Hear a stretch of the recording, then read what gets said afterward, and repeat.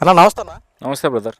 నిన్న రాష్ట్ర వ్యాప్తంగా జగన్మోహన్ రెడ్డి గారు రైతుల కోసం పోరుబాట పట్టిన సంఘటనలు మనం చూసాం. జగన్మోహన్ రెడ్డి గారి ఆధ్వర్యంలో వాళ్ళ నాయకులు అవును.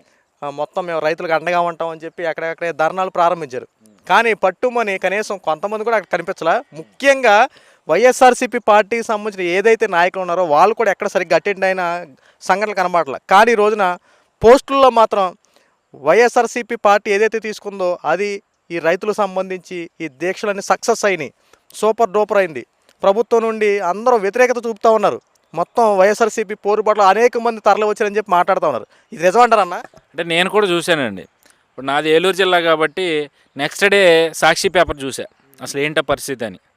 ఎందుకంటే ధర్నా రోజున నాకు పెద్దగా ఎక్కడ జనం కనపడలేదండి. అంటే ముఖ్యంగా ఆ ధర్నాలో రైతులు ఎక్కడ కనపడలా. సరే సాక్షి పేపర్ ఏం రాస్తుందో అని చెప్పి ఓపెన్ చేసి చూస్తే వీళ్ళకి అలవాటు కదండి, వీళ్ళు నిష్ణాతులు గ్రాఫిక్స్ చేయడంలో. అక్కడ నేనేమో లైవ్లో చూస్తేనేమో గట్టిగా ఒక 30 మంది ఉంటారు. సరే 30 కాకపోతే ఒక 50 మంది వేసుకుందాం, గట్టిగా ఒక 50 మంది ఉంటారేమో.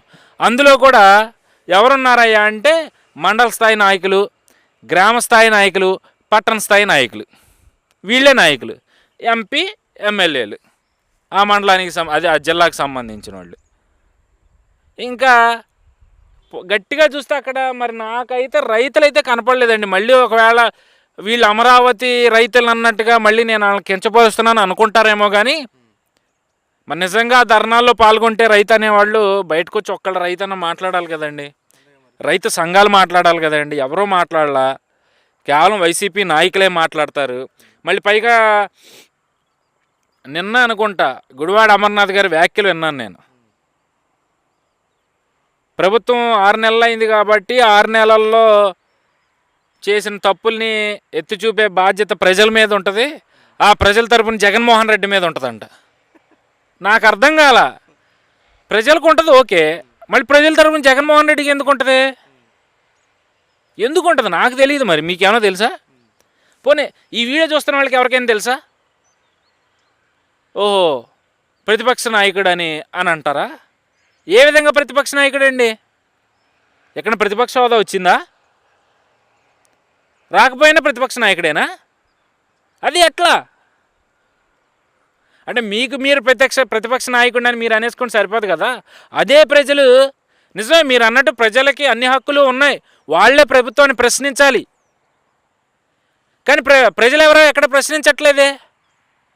వైసీపీ నాయకులు, వైసీపీ కార్యకర్తలు హడావిడి చేస్తుంది తప్పితే అది కూడా ఎక్కడ హడావిడి చేశారు? మొన్న ఏదో ఒక ప్రోగ్రాం పెట్టారు కాబట్టి ఎలాగో పెద్ద నాయకులు బయటికి రారు, దాక్కునే ఉంటారు, వస్తే ఎక్కడ బొక్కలో పడేస్తారో అని. ఎక్కడన్నా జగన్మోహన్ రెడ్డి కానీ,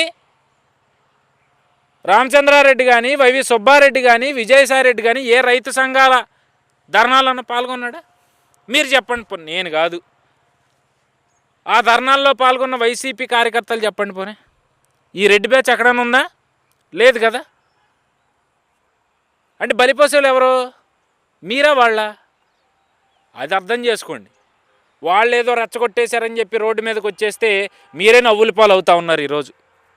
రైతులకి ఎక్కడ అన్యాయం జరగట్లా. అద్భుతంగా వాట్సాప్ విధానాన్ని తీసుకొచ్చారు. 48 గంటల నిర్దిష్ట గడువు పెట్టారు. 12 గంటలు లేదా 24 గంటల లోపల ఆ రైతు అకౌంట్లో డబ్బులు జమ అయిపోతూ ఉన్నాయి. మరి ఇంకా రైతుకి ఎక్కడన్నా ఏం జరిగింది? అదీ కాక పంట నష్టపోతే బీమా విధానాన్ని, ఇన్సూరెన్స్, అదే బీమా అంటే ఇన్సూరెన్స్ సంబంధించి, లేదంటే ఏదైనా వరదల్లో కొట్టిపోతే దానికి సంబంధించి పరిహారాలని ఆ పరిహారం అని ఈ పరిహారం అని, అదేవిధంగా సబ్సిడీలు ఇచ్చుకుంటా ఇంత గొప్పగా ఈ 6 నెలల్లోనే అద్భుతంగా పరిపాలన కొనసాగిస్తూ ఉంటే మీరు వచ్చేసి అది లేదు ఇది లేదు అని చెప్తే ప్రజలు నమ్మే స్థితిలో ఉన్నారా? ఏ రైతు అయినా, నేను అంటున్నానని కాదు, ఒక్కసారి మీ దగ్గర లేకుండా వీడియోలు ఉంటే న్యూట్రల్ పీపుల్, ఆ పార్టీ ఈ పార్టీ అని నేను అన్నాను. ఎందుకంటే వైసీపీ వాళ్ళు ఏం చేస్తారంటే మనందరికీ తెలియదు కదా, అక్కడికి వచ్చిన వాళ్ళందరిలో ఎవరు రైతులు లేదా ఎవరు నాయకులు, వాళ్ళు ఒకరిని చూపించేసి వాళ్ళే రైతు అంటారు. టీడీపీ వాళ్ళని అడిగామనుకో, లేదా అధికార పార్టీని అడిగామనుకో, వాళ్ళు ఎవరో లేరు, వాళ్ళందరూ నాయకులని చెప్తారు. మీరు ఒక న్యూట్రల్ పీపుల్గా ఒకసారి మీకు అవకాశం ఉంటే మొన్న జరిగిన ధర్నాల్లో మీ ప్రాంతాల్లో జరిగిన ధర్నాలు వీడియోలు ఏమైనా ఉంటే ఒకసారి చూడండి. అందులో ఎక్కడైనా సామాన్య రైతు ఇబ్బంది పడ్డాను అని చెప్పి ఆ ధర్నాలో పాల్గొన్న సందర్భం కానీ లేదా పాల్గొన్న వ్యక్తి కానీ మీకు ఆ వీడియోలో కనిపిస్తే నన్ను లాగిపెట్టి మీ చెప్తూ ఒక దెబ్బ కొట్టండి. తప్పు అయిపోయిందని చెప్పి మేము తలదించుకుని క్షమాపణలు చెప్పుకుంటా. వీళ్ళకి ఎంతవరకు అధికార దాహం, రైతుల ధర్నాలు అంటారు, లేదా ఫీజు రీయింబర్స్మెంట్లు అంటారు, లేదా జమిలీ ఎన్నికలు అంటారు. వీళ్ళకి అధికారం కోసం అన్ని ప్రయత్నాలు చేస్తున్నారు. జమిలీ ఎన్నికలు అంటారు కాసేపు, లేదంటే కూటమి ప్రభుత్వం అది చేయలేదు ఇది చేయలేదు అని చెప్పి పిచ్చి పిచ్చి వ్యాఖ్యలన్నీ చేస్తూ ఉంటారు. వాస్తవంలోకి వెళ్తే అక్కడ ఏమీ ఉండదు. ప్రజలు బాగానే ఉన్నారు, రైతులు బాగానే ఉన్నారు, సంక్షేమ పథకాలు తీసుకునే వాళ్ళు బాగానే ఉన్నారు, అభివృద్ధి కోసం ఎదురు చూస్తున్న వాళ్ళు బాగానే ఉన్నారు, రోడ్ల డెవలప్మెంట్ జరగాలనుకున్న వాళ్ళు బాగానే ఉన్నారు. ఎటు తిరిగి ఇబ్బంది పడుతుంది ఎవరయ్యా అంటే వైసీపీ నాయకులు, వైసీపీ కార్యకర్తలు. ఎందుకంటే 5 ఏళ్ళు ఎట్లా అంటే హిట్లర్లాగా పరిపాలించారు కదా. ఎవరో మాట్లాడడానికి వీలు లేకుండా, ఎవరో ప్రశ్నించడానికి లేకుండా, ప్రశ్నిస్తే కేసులు పెట్టడాలు, మాట్లాడితే ఇబ్బంది పెట్టడాలు, భూములు లాక్కోవడాలు, రోడ్డుకి అడ్డంగా గోళ్ళ కట్టడాలు, రాజధానిని నాశనం చేయడాలు, ఎదుటోడి మీద బురద చల్లడాలు. గత 5 ఏళ్ళు చేసింది అది కదా. అది అలవాటు అయిపోయి, అలవాటు కూడా కాదు, అది బ్లడ్లో ఇంకిపోయింది వాళ్ళకి. వెంటనే దాని నుంచి బయటపడాలంటే కష్టం కాబట్టి కొంచెం నేర్పరి ఉన్నవాళ్ళు ఇప్పుడిప్పుడే బయటకు వస్తూ ఉన్నారు. మిగిలిన వాళ్ళు కూడా వచ్చే 2-3 ఏళ్ళలో ఖచ్చితంగా బయటకు వచ్చేస్తారు. ఎటు తిరిగి నాకు తెలిసి జగన్మోహన్ రెడ్డి వెనకాల విజయసాయి రెడ్డి కూడా ఉండడు. ఆఖరికి విజయసాయి రెడ్డి కూడా ఎందుకంటే ఈ మధ్య ఆయన పవన్ కళ్యాణ్ పొగుడుతో వ్యాఖ్యలు కూడా చేశారు, కామెంట్లు చేశారు. ఏమో పవన్ కళ్యాణ్ చెంతకు చేరతారేమో అటు తిరిగి ఇటు తిరిగి ఫైనల్గా.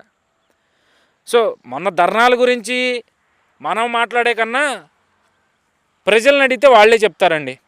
రైతుల దగ్గరికి వెళ్ళి నిజంగా మీకు ఇబ్బందులు జరుగుతున్నాయా, ఈ ప్రభుత్వం వచ్చాక మీ పంట డబ్బులు మీకు ఇంకా రాలేదా, మరి వైఎస్ఆర్సీపీ వాళ్ళు ధర్నాలు చేశారు కదా ఏంటి దాని గురించి అని చెప్పి వాళ్ళని అడగండి ఒకసారి వెళ్ళి. వాళ్ళు ఏం చెప్తారో మీకే తెలిసిద్ది. చూసుకుంటే పాపం ఏదో నాయకులు ఏదో ఇప్పుడు వరకు జగన్మోహన్ రెడ్డి బాధలు తట్టుకుని బయటకు వస్తూ ఉంటుంటే జగన్మోహన్ రెడ్డి చెప్పిస్తున్నట్టు అనిపిస్తున్నారు ఏమన్నా అంటే అది శపించడానికి ఆయన ఏమన్నా మహర్షా మునా? ఆయన శపించడాలు అది శపించడం కాదండి, ఏడుపు. బయటికి ఏం చేయలేక ఏడుస్తున్నాడు. బయటపడిపోతే మరి ఇప్పుడు అందరం చులకన అయిపోతారు కదా. ఇప్పటికే మనోడిని ఒక ట్రోల్ బొమ్మగా చూస్తున్నారు, ట్రోలర్స్కి బాగా వాడుకున్నారు జగన్మోహన్ రెడ్డిని. ఇప్పుడు ఏడ్చేసి అరిచేసి నా పార్టీలోంచి వెళ్ళిపోతావు అది ఇది అంటే ఇక అది ఏంటంటే ఇంక అది ఫిక్స్ అయిపోద్ది. ఇప్పుడు బ్రహ్మానందం గారిని కనుక ట్రోలర్స్ ఇక అది ఒక ఫిక్స్డ్ ఐటెం లాగా ఆయన బొమ్మల్ని ఎలా చూస్తారో వచ్చే రోజుల్లో జగన్మోహన్ రెడ్డిని కూడా ఇక అలా ఫిక్స్ చేసేసుకుంటారు. అందుకనే ఆ ఏడుపులు అన్నమాట. బయటకు వచ్చే నాయకులు మాత్రం నీ ఏడిపోయినా ఎదుగుదలని. అదే మన ఆటోల సినిమాలు చూస్తాం కదా, నీ ఏడిపోయినా ఎదుగుదలని. వచ్చే నాయకులు అలాగే చూస్తున్నారు. వాళ్ళకన్నా ముఖ్యంగా రాష్ట్ర ప్రజలు చూస్తున్నారండి అలాగా, ఈ నేడిపే మా ఎదుగుదల అని. ఆయన నవ్విన రోజులు చూసాం కదా రాష్ట్రం ఏ స్థితికి వెళ్ళిందో. సో ఇప్పుడు ఏడుస్తున్నాడు, ఆయన ఏడిస్తేనే కదా రాష్ట్రం బాగుపడేదని చెప్పి ప్రజలు అర్థం చేసుకున్నారు. సో ఇంకా ఆయన ఏడిపే రాష్ట్రానికి ఎదుగుదల. ఓకే, థ్యాంక్ యూ అన్న. Okay brother.